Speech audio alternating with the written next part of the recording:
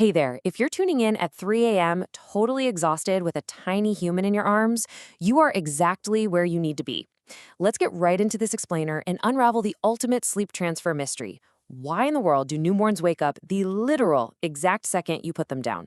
Okay, picture this. You know the drill perfectly. You've spent 30 whole minutes rocking, swaying, doing that desperate shh sound over and over, and finally, sweet victory. They are asleep, their little arms go totally limp, their breathing gets beautifully, wonderfully slow. You've actually done it.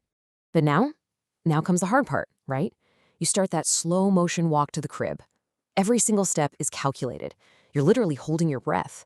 It's like you're carrying a ticking bomb, just terrified that one wrong move is going to ruin everything you just worked so hard for. You gently, so gently lower them down. You pull your hands away like a ninja, and then, the absolute climax of frustration. Their eyes snap open, instantly, wide awake. Listen, if this is your nightly reality, I need you to know right now, you are not alone and you are definitely not doing anything wrong. It's almost like magic, isn't it? Okay, let's dive into this. Why do babies seem to have this crazy, almost supernatural sixth sense for knowing exactly when they leave your arms? Well, to figure this out, we kind of have to look at the world from their perspective. Section 1. The womb versus the crib. Think about it. For 9 whole months, your baby lived in a world of constant motion. Every single step you took rocked them. They had the continuous thump-thump of your heartbeat, it was super warm, and they were quite literally never alone. Then, boom, they're born. And suddenly, we expect them to sleep in a crib that's perfectly still, completely quiet, and totally flat. When your baby falls asleep in your arms, they're getting all those safe, familiar signals back. Your warmth, your smell, your heartbeat. But the precise second you put them down, those comforting signals instantly vanish. To a newborn's developing brain, that sudden silence and stillness is a massive, alarming change. Moving on to Section 2, the science of weaking. So, the second huge reason these transfers fail comes down to a built-in protective mechanism called the startle reflex, or if we want to get technical, the Moro reflex. Now, I know it might be the absolute bane of your existence at 2 a.m., but honestly, pediatricians actually consider this reflex a wonderful sign of a healthy, perfectly developing nervous system. But what actually triggers it? Very simply, it's the sensation of falling. When you lower a baby into the crib, even if you are being so gentle, that downward motion signals to their tiny brain, whoa, I'm falling through space. And then their brain's automatic reaction kicks right in. Their little arms fly outward, their body jerks, and boom, they're instantly awake. This isn't them being difficult, it's just hardwired biology. They literally cannot help it.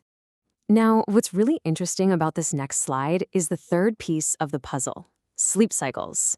As adults, our sleep cycles last a good 90 minutes, but a newborn's sleep cycle is way shorter, clocking in at only about 40 to 60 minutes tops. And inside that short little cycle, the way they sleep is entirely different from us. Babies spend a massive chunk of their time in what's called active sleep.